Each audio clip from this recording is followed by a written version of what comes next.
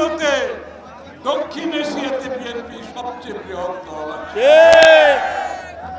এটার কারণ শহীদ প্রেসিডেন্ট জিয়াউর রহমানের দেশপ্রেম, শহীদ প্রেসিডেন্ট জিয়াউর রহমানের যে উন্নয়নের উদ্যোগ, কৃষক, চাষি, শ্রমিক, ব্যবসায়ী, পেশাজীবী,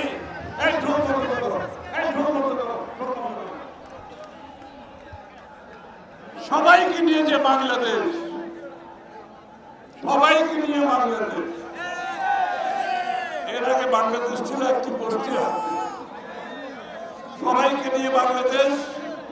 বাংলাদেশে জাতীয়তাবাদের চিন্তা চেতনায় জাতিকে ঐক্যবদ্ধ করে জাতীয়তাবাদী চিন্তা চেতনায়, ভাবনায়, উদ্যোগে নতুন বাংলাদেশ গড়ার যে প্রত্যয় নিয়েছিলেন, সেটা সফলভাবে পরবর্তীতে দেশনেত্রী বেগম খালেদা জিয়া, আপসের নেত্রী বেগম খালেদা জিয়া তার নেতৃত্বে বহুলাংশে বাস্তবায়িত করেছি আমরা। এখন জনাব তারেক রহমানের নেতৃত্বে ফ্যাসিস্ট মুক্ত বাংলাদেশে, স্বৈরাচার মুক্ত বাংলাদেশে আবার সেই নতুন বাংলাদেশের স্বপ্ন দেখাচ্ছে আমাদের নেতা জনাব তারেক রহমান। আপনারা দেখেছেন ইতিমধ্যে সমস্ত বাংলাদেশের মানুষ তারেক রহমানের প্রতিটি স্বপ্নের সাথে নিজেদেরকে দেখতে পাচ্ছে। স্বপ্নগুলো কি? এক নম্বর স্বপ্ন হচ্ছে বাংলাদেশের মানুষের কর্মসংস্থান।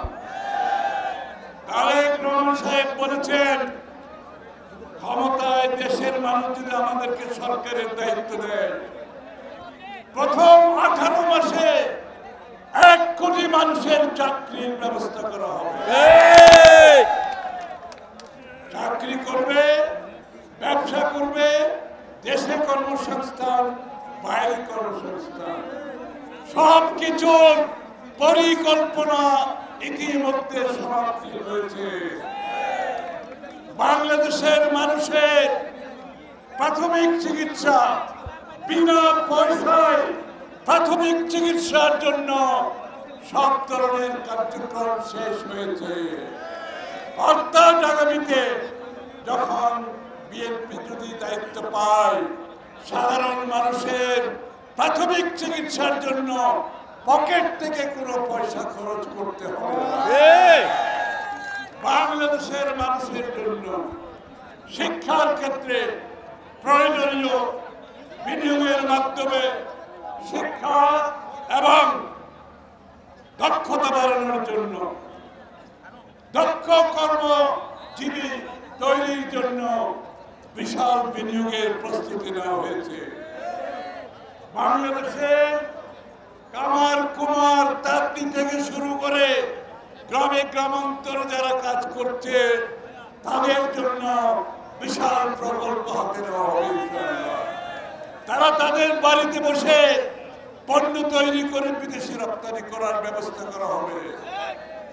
বাংলাদেশের অর্থনীতিতে শেয়ার বাজার, ব্যাংকিং সহ সবকিছুকে সুষ্ঠুভাবে পরিচালনার মাধ্যমে সকলে যাতে ঋণ নেওয়ার সুযোগ পায়, সকলে যাতে ব্যবসা, চাকরিতে অংশগ্রহণ করতে পারে তার ব্যবস্থা করা হবে।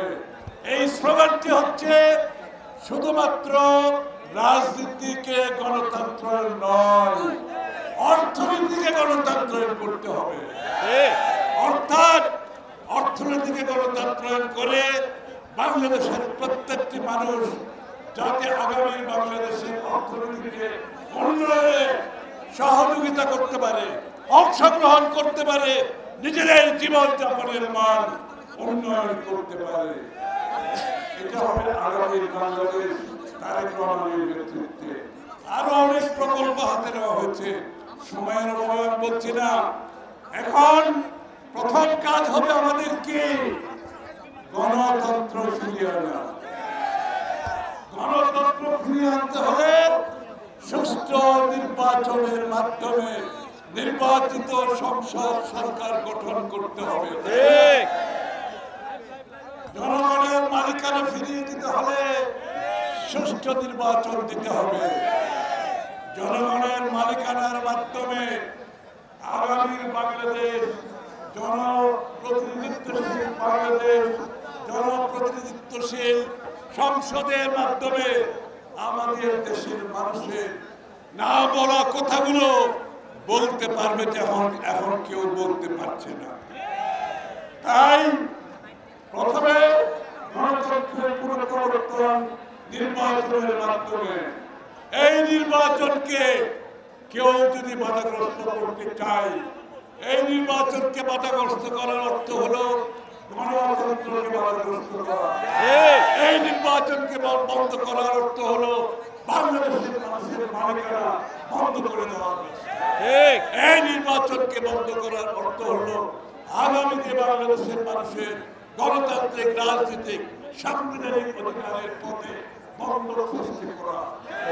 সুতরাং ফেব্রুয়ারির প্রথমার্ধে নির্বাচন অনুষ্ঠিত হবে। মার্কা আছে, উন্নয়নের মার্কা আছে, উৎপাদনের মার্কা আছে, কোন সে মার্কা? আরো জোরে আল্লাহর নামে। মার্কা তো বলেই দিল, বলতে হবে। মার্কা কে বলতে হয়? বাংলাদেশের মানুষ মার্কা জানে? বাংলাদেশের মানুষের হৃদয়ে আছে মার্কা। সুতরাং আজকে বাংলাদেশে ধানের শীষের জোয়ার, এই জোয়ারে যদি কেউ বসে যাবে,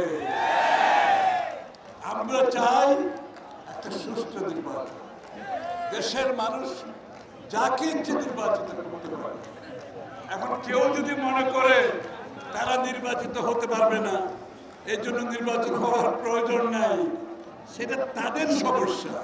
এটা বাংলাদেশের মানুষের সমস্যা, ঠিক তাই না? আপনার সমস্যা কি বাংলাদেশের মানুষের সমস্যাকে আপনি সমাধান করতে দেবেন না আপনার নিজের মতলবের জন্য, লাভের জন্য? এটা হতে পারে? সুতরাং বার্তা পরিষ্কার, ফেব্রুয়ারির প্রথমার্ধে সমস্ত জনগণ নির্বাচনের দিকে এগিয়ে যাচ্ছে।